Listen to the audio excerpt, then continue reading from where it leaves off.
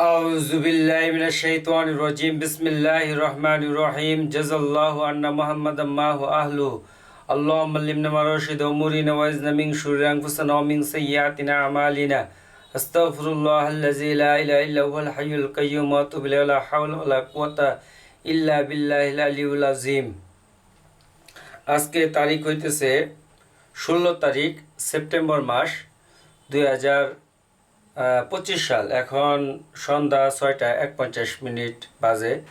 আমি কথা শুরু করতেছি। আল্লাহ সুবহানাহু ওয়া তাআলার দরবারে লক্ষ লক্ষ শুকরিয়া। মোহাম্মদ রুকনুদ্দিন নান্দিনা সদর থানার অধিবাসী, জামালপুর জেলা, বাংলাদেশ আমার দেশ। আমি একজন বাংলাদেশের সাধারণ মুসলিম। আমার যে কোনো 2022 সালে 21 তারিখে ফেব্রুয়ারি মাসে পক্ষাঘাতের শিকার হয়ে আমার বাম পা কেটে ফেলতে হয়েছে। এটা আল্লাহ তাআলার ইচ্ছাই হয়েছে। আল্লাহ তাআলা যা চান বান্দার জন্য তাই করেন।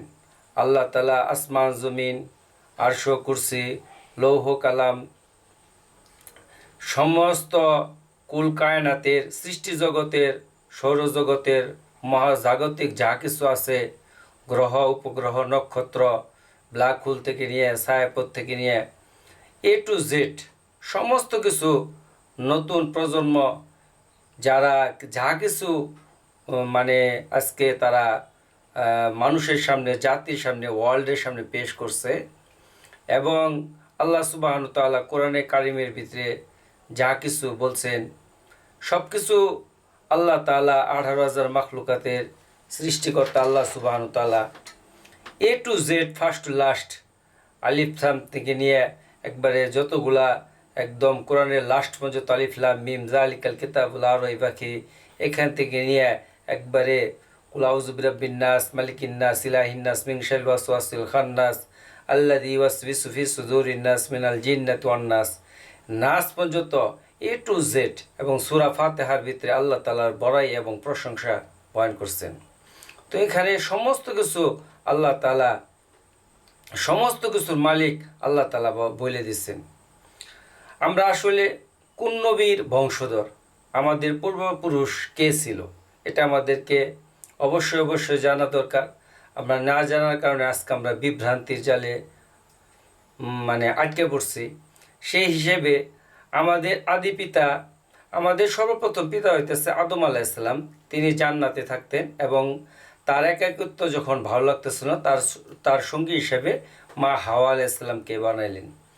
তো শয়তানকে যখন সেজদা করার জন্য আদম আলাইহিস সালামকে বলা হলো, যখন শয়তান সেজদা করলো না, তখন শয়তান থেকে লাআনতের তক্তা দেওয়া হলো, তাকে জান্নাত থেকে বের করে দেওয়া হলো। আর শয়তান প্রমিস করলো আল্লাহ তাআলার সাথে, সে ডাইরেক্টলি চ্যালেঞ্জ জানাইলো আদমকে সে জান্নাত থেকে বের করবে।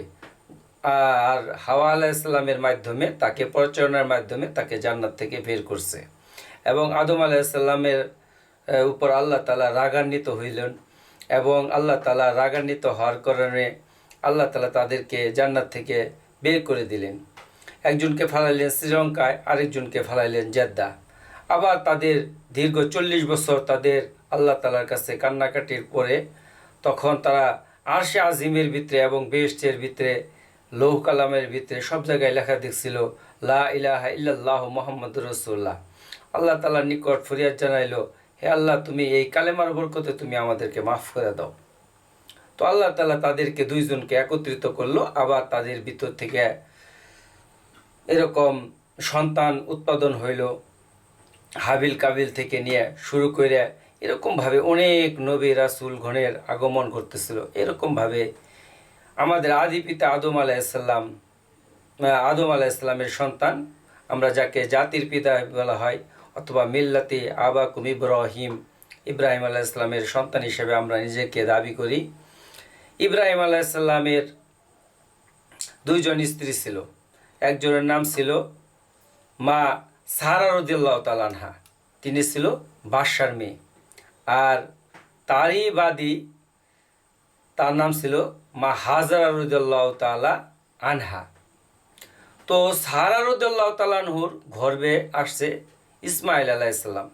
আর ইসমাইল আলাইহিস সালামের বসতি ঘটল মক্কা নগরীতে, যেখানে ইসমাইল আলাইহিস যখন পানির জন্য ছটফট করতেছিল, তখন তার পায়ের লাথির কারণে জমজম কূপের উৎপত্তি ঘটে, ওখানে এক সভ্যতা গড়ে উঠল। আর মা হাজারা রাদিয়াল্লাহু তাআলা আনহুর গর্ভে আসলো ইসহাক আলাইহিস সালাম। আর ইসহাক আলাইহিস সালামের আরেক পুত্র নাম ছিল ইয়াকুব আলাইহিস সালাম। ইয়াকুব আলাইহিস সালামের আরেক নাম ছিল এহুদা। ওখান থেকে ওই ইহুদি বংশের উৎপত্তি ঘটে। এই ইয়াকুব আলাইহিস সালামের 12 জন পুত্র ছিল। এক স্ত্রীর গর্ভে ছিল 10 জন, আরেক স্ত্রীর গর্ভে 2 জন। ইউসুফ আলাইহিস সালাম আর বিনিয়ামিন ছিল এক স্ত্রীর মায়ের এক মায়ের গর্ভের, আর 10 ভাইয়েরা তারা ছিল আরেক মায়ের গর্ভে। তো আল্লাহ তাআলার মানসা মোতাবেক আল্লাহ তাআলা আসলে চাইলেই হয়, বান্দা চাইলেই হয় না। তো আল্লাহ তাআলা ইয়াকুব আলাইহিস সালামকে আল্লাহ তাআলা একটা পরীক্ষা করলেন। পরীক্ষা কি? ইউসুফ আলাইহিস সালামকে তিনি অত্যন্ত আদর করতেন, যেহেতু তার ভিতরে নবুয়তের সিলমোহর মারা ছিল, এটা ইয়াকুব আলাইহিস সালাম বুঝতে পারতেন। তখন তিনি ওই তার ভাইরা বলল যে ইউসুফকে যেহেতু মানে খুব আদর করে, তো আমরা আব্বাকে একদিনকে বুঝাইয়া তাকে আমরা খেলাধুলার জন্য নিয়ে যাব। আর তাকে খেলাধুলার জন্য নিয়ে গেল। নিয়ে যাওয়ার পরে তারা তাকে কূপের ভিতরে নিক্ষেপ করলো, এবং কূপের ভিতরে নিক্ষেপ করার পরে তারা রক্তমাখা একটা জামা নিয়ে আসলো, কামিসুন কুদ্দামুন, একটা রক্তমাখা জামা তারা নিয়ে এসে বলল, ইয়াবানা ইন্না জাহাবনা ফাস্তাবিকু, হে আমাদের পিতা, আমরা গেছিলাম দৌড় প্রতিযোগিতায়, সেখানে ইউসুফকে রেখে গেছিলাম, আর ইউসুফকে ফায়াকুলু জিবা, জিবা মানে নেকড়ে ভাগে তাকে খেয়ে ফেলেছে। তো যেহেতু তিনি নবী ছিলেন, আর যাদের ভিতরে নবুয়তের সিলমোহর থাকে, তারা আসলে মানুষের যে মানে অবস্থান, এটাকে তারা আল্লাহ প্রদত্তভাবে তারা বুঝতে পারেন। তখন তিনি বললেন যে আমার ইউসুফকে কখনো বাঘ স্পর্শ করতে পারে না, কখনোই না। তোমরা সত্য কথা বলো এবং আল্লাহ তাআলার কাছে তোমরা মাফ চাও এবং আল্লাহ তাআলার কাছে তোমরা ইস্তেগফার করো। তো তারা বারবার তার পিতার সাথে মানে বার্গেনিং করতেছিল। যাই হোক, এক সময় ওই দিক দিয়ে রাস্তা দিয়ে পথিক যাইতেছিল, যাওয়ার পথে তারা বালতি ফালাইলো, বালতির ভিতরে পানি তোলার জন্য। তো আল্লাহ তাআলা জিবরাইল আলাইহিস সালামের ভিতরে ওই মাধ্যমে ওই বালতির ভিতরে ইউসুফ আলাইহিস সালামকে উঠাই দিলেন। আর যখন তারা বালতি তুললো, বালতিটা অনেক উজ্জ্বল লাগলো। তো বালতিটা তোলার পরে দেখলো যখন একটা বাচ্চা, ওই কাফেলার দর, তারা বলল, ইয়া বুশরা হাজা গুলামুন, কি সুসংবাদ, দেখো একটা ফুটফুটে বাচ্চা, আরবের একটা মিশরের বাজারে বিক্রি করব, আর আমাদের অনেক টাকা পয়সা ধন দৌলত এগুলো হব, আর আমরা বিশাল ইনকাম এর একটা রাস্তা হয়ে গেল। তো তারা তাই নিয়ে গেল, মিশরের বাদশাকে নিকট নিয়ে গেল। আর মিশরের যে সেনাপ্রধান ছিল, সেই সেনাপ্রধান স্ত্রী জুলেখা তাকে অনেক চড়া মূল্যে তাকে কিনে নিয়ে গেল। তো তারা এরকম আমেন হুতেব ছিল, তারা মূর্তি পূজারী ছিল, মানে এক ধরনের তারা মানে মানে অনেকগুলা দেবতার তারা করতো। যাই হোক, ওখান থেকে অনেক ধরনের ফারাওদের উৎপত্তি ঘটলো। অনেক মিশরে এখনও অনেক ফারাও ছিল। সবচেয়ে যে ফেরাউন, তার নামটা বেশি প্রসিদ্ধ আছে, তার সঙ্গে ছিল হামান। যাই হোক, তো আল্লাহ তাআলা ফেরাউনের ইতিহাস যদি আমরা কাটতে যাই, ফেরাউন এবং হামান তারা ছিল তরমুজ ব্যবসায়ী। তো আল্লাহ তাআলা তাদেরকে তরমুজ ব্যবসায়ী থেকে আল্লাহ তাআলা তাদেরকে মিশরের রাজত্ব দান করছে। আর রাজত্ব দান করার পরে তারপরে সে নিজেকে এক সময় খোদাই দাবি করে বলল, ফাকাল আনা রব্বুকুমুল আলা, আমি তোমাদের সেরা প্রভু, এই কথাই সে দাবি করে বলছিল। তো একজন মিশরের কি করে কয় তরমুজ ব্যবসায়িক, সে অন্য দেশ থেকে আস্তে আস্তে এসে মিশরে প্রবেশ করলো।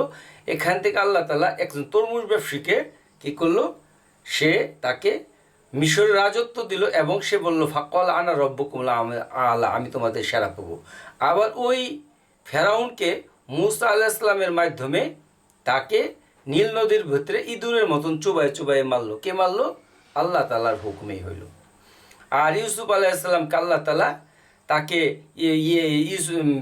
কি করলো, ওই জুলেখা তার সাথে যখন খারাপ কাজের জন্য সে যখন প্রলুব্ধ করলো, সে যখন এটাতে রাজি হইল না, এবং তার স্বামী, তার হাজব্যান্ড সেনাপ্রধানের নিকট যখন ধরা পড়লো, তখন তাকে সে মিথ্যা অপবাদ দেয়া এবং সে দুষ্টাকে লুকানোর জন্য সে জাজিরা কারাগারের ভিতরে 7 বছর সে অমানসিকভাবে তাকে প্রতিদিন টর্চারিং করা হইতো। তো সে আল্লাহর কাছে ফরিয়াদ চাইতো, আল্লাহর কাছে সাহায্য চাইতো। এইভাবে তার এক দীর্ঘ সময় পারি হইতেছিল। তো এক সময় 2 জন ব্যক্তির স্বপ্ন দেখলো, আর 2 জন ব্যক্তির স্বপ্ন সে ব্যাখ্যা করে দিল। একজন দেখতেছে সে শরাব পান করাইতেছে বাদশারে, আরেকজন দেখতেছে যে তার মস্তক থেকে মানে রুটির মানে গায়ে রুটি টুকরায় টুকরায় খাইতেছে। এই 2 জনের ব্যাখ্যা যখন সঠিক দিল, এই তারা যায় সেরা যখন মুক্ত হইল তখন বলল যে বাদশার কাছে আমার কথা বললো। তো তারা ভুলে গেল। তো এক সময় তারা বলল, বাদশা একদিন স্বপ্নে দেখলো যে 7টা জীর্ণ গাভী 7টা মোতাজা গাভীকে খেয়ে ফেললো। এই স্বপ্ন দেখে ওই দেশের যে আমিন হুতেব ছিল, বাদশা ছিল, সে অস্থির হয়ে বলল। পরে বলল যে এটা কি স্বপ্ন দেখলাম আমি। সে অস্থির, অনেক পণ্ডিতদেরকে জিজ্ঞাসা করলো, স্বপ্নের যারা তাবির করে ব্যাখ্যা করে, কেউ বলতে পারলো না। পরে ওই যে বাদশার যে মদ পান করায়, যে শরাব দিয়ে দেয়, সে বলল আমার সাথে জেলখানার ভিতরে একটা কয়েদি ছিল, ওই কয়েদি এটার ব্যাখ্যা দিতে পারবো। তো যখন তার নিকট বলা হলো, সে বলল 7 বছর প্রচুর ফসলাদি হবে, আর 7 বছর দুর্ভিক্ষ হবে। আর এই দুর্ভিক্ষের সময় তারা যাতে ফসলাদি সংরক্ষণ করে, আর এই দুর্ভিক্ষের সময় তারা কি করবে, এইটুকুগুলো বন্টন করবে। তখন এই বাদশা বলল তাকে জাজিরা কারাগার থেকে বের করে নিয়ে আসো, আর বের করে নিয়ে এসে তাকে খাদ্যমন্ত্রী বানাও। আর যে তাকে খাদ্যমন্ত্রী বানা হলো, ওই যে তার ভাইরা যে তাকে মারার জন্য মানে হত্যা করার চেষ্টা করলো, তারা কেনান থেকে আসলো খাদ্য নিবার জন্য। এবং যখন আসলো তখন ইউসুফ আলাইহিস সালাম তার ভাই বিনিয়ামিনকে চিনে ফেলছে, কিন্তু তারা কেউ চেয়ে নাই। তখন বিনিয়ামিনের ভিতরে বিনিয়ামিনেরকে রাইখে দিয়ে আর বললো যে তোমরা তোমাদের পিতাকে যায় বলোগা, সে বিনিয়ামিন সে একজন কুজা মানে পানপাত্র, সে স্বর্ণের পানপাত্র চুরি করছে, তার ওই থলির ভিতরে ঢুকাই দিছে। তখন তার ভাইরা বলতেছে যে সেও চুর, তার একটা যে ভাই ছিল সেও চুর, অথচ তার ভাইরা জানে না যে ইউসুফ আলাইহিস সালামই এখন এই মিশরের সে বাদশা। যাই হোক, পরবর্তীতে তারা তার পিতার কাছে গেল, তখন বলল যে না, এটা হইতে পারে না। ইয়াকুব আলাইহিস সালাম তার বিচ্ছেদ, ইউসুফের বিচ্ছেদে তারা অন্ধ হয়ে গেছে, যে এটা কোনো আল্লাহ তাআলা কোনো আরও ধরনের বড় ধরনের আমার উপর পরীক্ষা চালাইছে। আর তার ফলে সে মনের ভিতরে একটা ইউসুফের ঘ্রাণ পাইতেছে। তখন বলল যে এটা কখনোই সম্ভব না। যাই হোক, তারা আরেকবার আসলো, তাদেরকে বলল তোমাদের পিতাকে আবার নিয়ে আসো। তখন তাদের পিতারা আসলো, তখন যে সে দেখছিল আহাদা আহসারা কাউকাবান মানে 11টা সেজদা তাকে সেজদা করতেছে। তখন তারা আসলো, আয়সা ইউসুফ আলাইহিস সালাম সান্নিকটে যখন তার পিতা আসলো, আসার পরে ওই সমস্ত ভাইরা তারা সেজদায় লুইটা পড়লো। আর ইউসুফ আলাইহিস সালাম তার রুমাল দিয়ে তার বাবার চোখের ভিতরে করে দিল, ইয়াকুব আলাইহিস সালামের চোখ ভালো হয়ে গেল। তো আল্লাহ তাআলা দেখেন কত বড় এখানে মানে মুজেজা, আর আল্লাহ তাআলা কত বড় শক্তি, যে পিতা অন্ধ হয়ে গেছে ওই অন্ধ চোখ তার ভালো হয়ে গেছে। আর জুলেখা তাকে জাজিরা পাড়ার ভিতরে রাখছে, আর ওখানে একটা স্বপ্নের ব্যাখ্যার কারণে ওখান থেকে মানে ব্যাখ্যা দেওয়ার কারণে ওখান থেকে তাকে বের করে নিয়ে এসে আল্লাহ তাআলা তাকে কি করছে, খাদ্যমন্ত্রী থেকে মিশরের তাকে বাদশা বানাইলো। আর তাকে তার ভাইরা হত্যা করলো, কূপের ভিতরে ফালাই দিয়ে ওখান থেকে বণিক দলরা নিয়ে আসলো। আর সে নিয়ে এসে তাকে মিশরের সেনাপ্রধান যে ছিল তার ঘরে বড় হইল। জুলেখা তাকে রাষ্ট্রীয় মর্যাদায় রাষ্ট্রীয় প্রটোকলে তাকে বড় করলো। তো আল্লাহ তাআলা চাইলে সব কিছু করেন। এই জন্য আল্লাহ তাআলা বলেন ইয়াখলুকু মা ইয়াশা, আমি যখন যা ইচ্ছা তাই করি। সেই জন্য আর ইসমাইল আলাইহিস সালামের অবস্থা কী হইল, ইসমাইল আলাইহিস সালামকে আল্লাহ তাআলা হুকুম দিল, হে ইব্রাহিম তোমার প্রিয় পাত্রকে কুরবানি করো। আর তখন সে দুম্বা কুরবানি দেয়, ভেড়া কুরবানি দেয়, কোনোটাই কবুল হয় না। তখন দেখলো যে আমার সবচেয়ে প্রিয় পুত্র তো ইসমাইল, কলিজার টুকরা আমার ইসমাইল, ওই শৈশবে তাকে রাইখে আসলাম। তো তখন তার যখন মোটামুটি একটু বয়স হয়েছে তখন গেল আর বলল তাকে সাজাই দাও। তো আর তার মা তাকে সাজাই দিল। সাজাই দেওয়ার পরে তখন তাকে নিয়ে আসলো। নিয়ে আসার পরে তার চোখ বাঁধলো। চোখ বাঁধে তাকে যখন জবাই করা হলো, আল্লাহ তাআলার হুকুমে জিবরাইল আলাইহিস সালামের মাধ্যমে ওখানে একটা দুম্বা সরাই দিয়ে ইসমাইল আলাইহিস সালাম পাশে দাঁড়ায় হাসতেছে। তো আল্লাহ তাআলা তাকে সেভ করলো। তো আল্লাহ তাআলার পরীক্ষায় তিনি মানে উত্তীর্ণ হলেন। সেই জন্য যে যত ব্যক্তি মুমিন হবে, মুমিনের সংখ্যা অনুযায়ী, মুমিনের গ্রেড অনুযায়ী তার পরীক্ষাটা তত বেশি হার্ড হবে, তত বেশি শক্ত হবে, তত বেশি আল্লাহ সুবহানাহু ওয়া তাআলা তাকে শক্ত পরীক্ষা করবে। এখন আমরা অনেক সময় এই সমস্ত পরীক্ষা দেখে আমরা ডিপ্রেস হয়ে যাই, আর ডিপ্রেস হওয়ার কারণে আমরা ড্রাগের দিকে আমরা আসক্তি হই। ড্রাগ কি কোনো মানে শান্তির সলিউশন? এটা কেউ বলতে পারবে যে ড্রাগ হইতেছে সমস্ত কিছুর শান্তির সলিউশন? শান্তির সলিউশন যদি ড্রাগই হইতো, তাহলে আদি পিতা আদম আলাইহিস সালাম থেকে নিয়ে তারা 40 বছর কান্নাকাটি করছে, তারপরে তার 2 ছেলের ঘটনা, হাবিল কাবিলের ঘটনা, তারপরে থেকে ইব্রাহিম আলাইহিস সালাম থেকে নিয়ে যত নবী রাসূলগণের, ইসমাইল আলাইহিস সালামের ঘটনা, এবং ইসহাক আলাইহিস সালামের পুত্র ইয়াকুব আলাইহিস সালাম, ইয়াকুব আলাইহিস সালামের 12 জন পুত্র, তাদের ঘটনা, এবং ইউসুফ আলাইহিস সালামের জাজিরা কারাগারের ভিতরে তার যে অমানুষিক নির্যাতনের ঘটনা, সব কিছু মিলে তাহলে তো তাদের আরও বেশি ড্রাগ খাওয়া দরকার ছিল। তারা কি এগুলো করছে?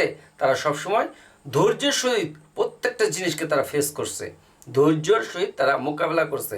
সেই জন্য আমার কথা হইল, আজকে আমরা অনেকেই যে কোনো কারণে আমরা হতাশ হয়ে যাই। আমরা হতাশ না হই, আমরা হতাশ না হই। আল্লাহ তাআলা, ইউসুফ আলাইহিস সালাম ছিল জেলখানাত, হ্যাঁ, ওখান থেকে আল্লাহ তাআলা তাকে বাদশাহী দান করছে, আর তিনি বাদশাহী পেয়ে তিনি বেশি থেকে বেশি শুকরিয়া আদায় করছে। এত বেশি শুকরিয়া আদায় করছে যে শুকরিয়ার কোনো শেষ নাই। সেই জন্য আমরা যাকে আল্লাহ তাআলা ইজ্জত দিতেছে, আমরা ইজ্জত অবস্থায় আমরা বেশি থেকে বেশি আল্লাহ তাআলা শুকরিয়া আদায় করব। আর যখন পরীক্ষা করতেছেন ওই অবস্থার ভিতরে আমাদের কাজ হইতেছে, মুমিনের কাজ হইতেছে ড্রাগের দিকে না যায় আমরা ধৈর্য ধারণ করা। কঠিন থেকে কঠিন চ্যালেঞ্জ আসবে। দুনিয়াটা একটা চ্যালেঞ্জের জায়গা, দুনিয়াটা প্রতিটা মুহূর্তে মানুষ চ্যালেঞ্জকে ফেস করতেছে। পৃথিবীর ভিতরে অনেক ধরনের উল্কাপিণ্ড আকাশ থেকে নেমে আসতেছে, সাইক্লোন, ঝড়, ভূমিকম্প। কয়েকদিন আগে আফগানিস্তানে যে ভূমিকম্প হইল, প্রায় 400-র মতো লোক মারা গেল। এর আগে ইরানে ভূমিকম্প হইল, কতগুলা লোক মারা গেল। এই কি করে কয়, জাপানে যে সুনামি হয়েছে, 4 তলা 5 তলা 10 তলা বিল্ডিংগুলা কাগজের মতন মুড়ায় নিয়ে আসলো। এটা হইতেছে আল্লাহ তাআলার যে শক্তি, এটাকে আল্লাহ তাআলা শক্তিকে আল্লাহ তাআলা জানান দেয় যে আমি সব কিছুর মালিক, সব কিছু। আজকে আমরা মানুষ অমুক তমুক এইগুলাকে ভয় করি, আসলে সমস্ত কিছুর মালিক তো আল্লাহ তাআলা। আল্লাহ তাআলা বলছে অত ইজ্জু মাংতাসা অত জিল্লু মাংতাসা, আমি যখন যাকে চাই তাকে আমি ইজ্জতের চরম শিখরে পৌঁছায় দেই, আবার যদি আমি চাই ওখান থেকে তাকে এমন ধাপ করে নামাই দেই, ঠিক আছে, সে মানে বেইজ্জতির চরম শিখরে ভাস করবে। এটা আল্লাহ তাআলা পারেন। এটা যেদিন আমার পা কাটছে তার 1 ঘন্টা আগে কি ভাবছি যে আমার পাটা কেটে ফেলতে হবে? এটা আমি ভাবি নাই, কখনো আমি ভাবি নাই। সেই জন্য কিন্তু আল্লাহ তাআলার ইচ্ছা ছিল 2022 সালের 21 তারিখের ফেব্রুয়ারি মাসের তার পা থাকবে না। এটা আসমানের ফয়সালা ছিল, এখানে জমিনের কোনো ফয়সালা ছিল না। তকদির 2 প্রকার, একটা হচ্ছে তকদির ঝুলন্ত অবস্থায় থাকে, আর একটা তকদির নির্ধারণ করা। আমার শরীরে যে পরিমাণ 3টা অপারেশনে 23 ব্যাগ ব্লাড লাগছে, এখানে 18 জন হাফেজের রক্ত আছে, এটা আল্লাহ তাআলা আসমানি ফাইসালা ছিল। কতগুলা বিদেশি ওষুধ খাওয়ানো হয়েছে, আমার ক্যান্সার জাম আছে কিনা এটাকে পরীক্ষা করা হয়েছে, কিডনির কোনো সমস্যা হইলো এটাকে পরীক্ষা করা হয়েছে, কত ধরনের আর কত রকমের খাবার, আমার কত রকমের ওষুধ, কত ধরনের স্যালাইন পুশ করা হয়েছে। আমি 202 নম্বর কেবিনে ছিলাম পঙ্গুতে 46 দিন পর্যন্ত। কি ধরনের তো আমাকে ওষুধ আমাকে আল্লাহ তাআলা পান করাইছেন, এটা আল্লাহ তাআলার ফায়সালা ছিল। এটা রদ করার কোনো শক্তি ছিল না, কোনোভাবেই না। এটা যেভাবেই হোক পরিকল্পনাভাবেই হোক, আল্লাহ তাআলার ইচ্ছাই হোক, আল্লাহ তাআলার মনসাই হোক, আল্লাহ তাআলার যেভাবেই হোক, এটা আমার তকদিরের ভিতরে এটা লেখা ছিল। এই জন্য আমাকে হতাশ হওয়া যাবে না। আমাকে চ্যালেঞ্জ আরও আমার পা কাটার পরে আমার কঠিন থেকে কঠিন চ্যালেঞ্জ আমাকে মোকাবেলা করতে হয়েছে। এমন চ্যালেঞ্জ মোকাবেলা করতে হয়েছে আমি এটা কখনো ভাবি নাই যে একটা পা কাটা মানুষের সাথে মানুষ কী ধরনের নিষ্ঠুর আচরণ করতে পারে। একটা পা কাটা মানুষের সাথে মানুষ কখনো, আমি এটা নিয়ে অনেক বড় বড় সাইকোলজি যারা নিয়ে কাজ করে আমি তাদের সাথে সরপন্ন হই। তারা বলছে আপনার ব্যথা একমাত্র যারা একদম সিরিয়াসলি ডিপলি তারা মানুষের সাইকোলজিকে কাজ করে, যারা মানুষের সাইকোলজিতে কাজ করে তারা এটা বুঝবে।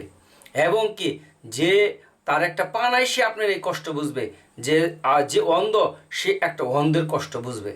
তো আমি অনেকগুলো অন্ধের সাথে আমার কথা হইলো পা কাটার পরে, তারা বললো আমাদের কষ্ট আজ পর্যন্ত কেউ বুঝে নাই।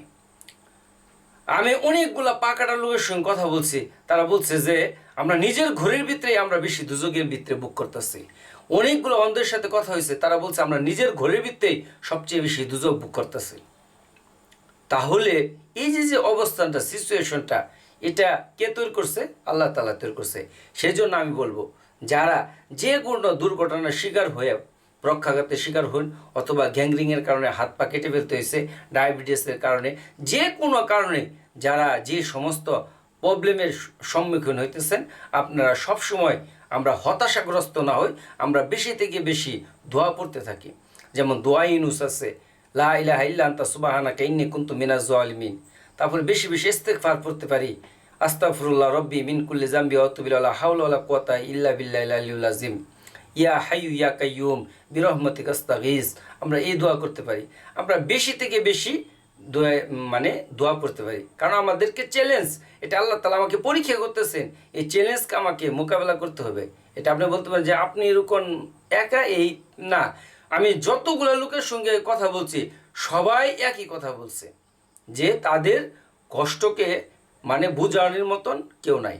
সেই জন্য অন্যান্য দেশে, যে বিশেষ করে জাপান আছে, ফ্রান্স আছে, আমেরিকা আছে, কানাডা আছে, ওখানে কেউ যদি দুর্ঘটনার শিকার হয় অথবা তার কোনো অঙ্গহানি হয়, এটাকে তারা খুব তারা সম্মান করে, ওরা ওখান থেকে তারা জ্ঞান হাসিল করে, ওখান থেকে তারা জ্ঞান হাসিল করে। কিন্তু আমাদের এই দেশ এটাই নাই। আমাদের দেশ এই দেখে তাকে আরও কটূক্তি করা হয়, আরও তাকে তাচ্ছিল্য করা হয়, আরও তাকে কষ্ট দেওয়ার জন্য যত রকমের টেকনোলজি থেকে নিয়ে যত রকমের পলিসি আছে তার উপর চাপাই দেওয়া হয়, এবং সে মানসিকভাবে যাতে ভারসাম্য হয়ে সে সুসাইড করে মারা যায়। আমি বহুত পঙ্গু লোকের সঙ্গে যারা অন্ধবরণ করছে, তারা হাজার হাজার ভাড়া আমাকে বলছে, যাদের সঙ্গে তারা বলছে যে আমরা কয়েকবার এই সমস্ত বিভীষিকাময় যন্ত্রণার কারণে, মানসিক টর্চারিং কারণে, মানুষের ইয়ের কারণে আমরা আত্মহত্যার পথ বেছে নিয়েছিলাম। সেই জন্য আমি বলবো, বাংলাদেশে যে কোনো টাইমে যে কোনো সরকার থাকুক না কেন, বিশেষ করে যারা শারীরিক প্রতিবন্ধী, অরিজিনালি একদম ফিট, যে তারা প্রতিবন্ধী, তাদের উপর সরকার বিশেষভাবে তাদের প্রতি একটা যত্ন নেওয়া, এটা যে কোনো, কারণ তাদেরকে প্রতিটা মুহূর্ত চ্যালেঞ্জ মোকাবেলা করতে চলতে হয়। তাদের বাথরুমে যাইতে চ্যালেঞ্জ করতে হয়, মোকাবেলা করতে হয়, প্রস্রাব করে যেতে হয়, এক জায়গা থেকে আরেক জায়গায় যাওয়া তাদের জন্য কতটুকু চ্যালেঞ্জিং বিষয়, এটা ভুক্তভোগী ছাড়া কেউ ভুগে না। সেই জন্য, এবং কি আমি তাদেরকেও উদ্দেশ্য করে এই কথাটা বলবো যে আপনারা ধৈর্যের সহিত সব কিছু মোকাবেলা করেন, আর বলেন ইন্নাল্লাহা মা'আস সাবিরিন। আল্লাহ তাআলা বলছেন আমি ধৈর্যশীলের সাথে আছি। আল্লাহ তাআলা সবসময় ধৈর্যশীল বান্দাকে পছন্দ করেন, আল্লাহ তাআলা ধৈর্যশীল বান্দার সাথে আছেন। সেই জন্য আমরা বেশি থেকে বেশি ধৈর্য ধরার তৌফিক দান করুক আল্লাহ তাআলা। এই জন্য আল্লাহ তাআলার কাছে চোখের পানি ফেলায় ফেলায় দোয়া করা, আর আমরা ধর্ম বর্ণ গোত্র নির্বিশেষে একে অপরের প্রতি আন্তরিক হই, একে অপরের প্রতি শ্রদ্ধাশীল হই। কারো ধর্ম নিয়ে কটূক্তি করা, কাউকে ঘৃণা করা, হিংসা করা, তুচ্ছ তাচ্ছিল্য, এই ধরনের আমরা কোনো কাজ করব না। আমরা একে অপরের প্রতি ভ্রাতৃত্ববোধ বজায় রাখি, একে অপরের প্রতি আন্তরিক হই, একে অপরের প্রতি সহানুভূতিশীল হই, একে অন্যের বিপদে ঝাঁপায় পড়ি। আর আমরা কি করে কয় নবীর আদর্শকে আমরা ফলো করার চেষ্টা করি, তিনার জীবনী, তার আদর্শকে, তার সিরতকে আমরা পড়াশোনা করি। তিনার একবারে শৈশব থেকে তার জীবনী আমরা পড়া শুরু করি। যখন তাকে দুধমা হালিমা তাকে নিয়ে গেল, তিনি এক স্তন তার ভাইয়ের জন্য রেখে দিতেন, আরেক স্তন তিনি তার মায়ের স্তন, তেনার দুধমার স্তন পান করতেন, ওইটা কখনো তিনি স্পর্শ করতে পারেন না। তার শৈশবটাকে আমরা ফলো করা শুরু করি। তার শৈশব থেকে নিয়ে তার মৃত্যু, তার অফাত পর্যন্ত যে সমস্ত জীবনী আছে, এইগুলোকে আমরা ফলো করি। আমাদের ফলো করার জন্য মহামানব হইতেছে গ্রেট প্রফেট মুহাম্মদ সাল্লাল্লাহু আলাইহি ওয়াসাল্লাম। সেই জন্য আমার কথার ভিত্তিতে স্লিপ অফ টাং, কাইন্ডলি কোনো কথার ভিত্তিতে ভুল হলে অবশ্যই আমাকে খবর দৃষ্টিতে দেখবেন, এবং কি পারলে ভিডিওটাকে শেয়ার করে দিবেন। সারা ওয়ার্ল্ডের ভিতরে এই প্রযুক্তির মাধ্যমে আজকে কথাকে ছড়াই যেতেছে, America, Canada, Australia, New Zealand, Fiji island, সব জায়গা থেকে। আমার এক বন্ধু কানাডা থেকে, সে আমার এই ভিডিওগুলোকে সে বারবার দেখে আর বলে যে দোস্ত, তোমার এই কথাগুলো তো আমার কাছে অনেক কিছু নাড়া দেয়, এখানে তো আমি অনেক কিছুই আইসে ফিল করি, হয়তো টাকা পয়সা, অট্টালিকা, বাড়ি গাড়ি সব কিছু আছে, কিন্তু মনের ভিতরে একটা শূন্যতা। আমি বলছি তুমি বেশি বেশি জিকির করো, জিকিরের মাধ্যমে তোমার ভিতরে কলবে সালিম অর্জন হবে, তুমি বেশি বেশি জিকির করো। সেই জন্য আমরা এই একে অপরের প্রতি শ্রদ্ধাশীল হই, একে অপরের প্রতি অত্যন্ত আন্তরিক হই। প্রত্যেকটা মানুষ আমাদের দেশে বাস করে যারাই সরকারকে জিজিয়া প্রদান করে তাদের সেফটি দেওয়া এটা সরকারের জিম্মাদারি, সে যে কোনো ধর্মেরই হোক না কেন। তাই আমরা অন্যান্য যারা ধর্ম অবলম্বী আছে তাদের প্রতি আমার আন্তরিক প্রীতি, শুভেচ্ছা এবং ভালোবাসা রইল। এবং বাংলাদেশে যত মুসলমান নরনারী আছেন সবার প্রতি আমার সালাম, আসসালামু আলাইকুম। যারা আমার ভিডিওটা দেখতেছেন কাইন্ডলি আমার এই ইউটিউব চ্যানেলটাকে পাশে থাকা বেল আইকনটিকে ক্লিক করে দিবেন। আসলে এখানে আমার কোনো ইনকামের কোনো ধরনের ইচ্ছাই নেই, কারণ আল্লাহ তাআলা বলছেন ইত্তাবিউ মাল্লা ইয়াসআলকুম আজরাহু মুহতাদুন, তোমরা তার কথা শোনো যে তোমাদের কাছে কোনো বিনিময় কামনা করে না। সূরা ইয়াসিনের ভিতরে আল্লাহ তাআলা বলে দিয়েছেন। এটা আমার কোনো উদ্দেশ্য না, আমি জাস্ট কথাগুলো বলি কারণ আমার মানুষের কাছে পৌঁছানো এই কথাগুলো এটা আমার দায়িত্ব ছিল। যেহেতু আমার একটা পা কাটা হয়ে গেছে, আমি পারলে এক জায়গায় যাইতে পারি না, সেই হিসেবে আমাকে মিডিয়ার যেহেতু প্রযুক্তির যুগ, প্রযুক্তির মাধ্যমে আমাকে পৌঁছাই দিতে হবে। আল্লাহ তাআলা যদি চাই মাফ করে, তো আল্লাহ তাআলা বলছেন ইনফিরু খিফাফা ওয়া সিকালা, তুমি যে অবস্থায় থাকো না কেন তুমি সত্যের কথা তোমাকে বলতেই হবে, এটা থেকে মাপ নাই। তো যাই হোক, স্লিপ অফ টাং, কাইন্ডলি আমার কথার ভিতরে কোনো ভুল ত্রুটি হলে অবশ্যই ক্ষমা দৃষ্টিতে দেখবেন। অন্যান্য ধর্মাবলম্বী যারা আছেন তারা আমাকে তাদের প্রতি আমার আন্তরিক প্রীতি, শুভেচ্ছা, ভালোবাসা হইল। সারা ওয়ার্ল্ডের ভিতরে আল্লাহ তাআলা শান্তির ফয়সালা করুক। বিশেষ করে ফিলিস্তিনের গাজা, রাফাতে যে সমস্ত মানুষ ভাইয়েরা ক্ষুধার যন্ত্রণায় কষ্ট করতেছে, আল্লাহ তাআলা তাদেরকে এই ক্ষুধার যন্ত্রণা থেকে মুক্তিদান করুক, তাদের ফ্রেশ পানির ব্যবস্থা করুক। তাদের মেয়েদের অনেক ধরনের প্রবলেম হইতেছে, তাদের এদেরকে আল্লাহ তাআলা সলভ করুক। যারা অসুস্থ আছে তাদের আল্লাহ তাআলা সুস্থতা দান করুক। সারা ওয়ার্ল্ডের ভিতরে আল্লাহ তাআলা হেদায়েতকে আম করে দেন। সমস্ত জিন এবং ইনসানকে আল্লাহ তাআলা হেদায়েতকে আম করে দেখ। আল্লাহ তাআলার প্রতি আমরা সবসময় দোয়া করতে থাকি, আল্লাহুম্মা হদিনা ওয়াহদিনা ওয়াহদিন নাসা জামিয়া ওয়াজআলনা সাওয়াবাল লিমান ইহতাদা, আল্লাহুম্মা আনসুর মান নাসারা দীনা মুহাম্মাদিন সাল্লাল্লাহু আলাইহি ওয়াসাল্লাম। তো এই বলে আমি আমার কথাকে শেষ করলাম। আমি মোহাম্মদ রুকনউদ্দিন, জামালপুর সদর থানার অধিবাসী, জামালপুর জেলা, বাংলাদেশ আমার দেশ।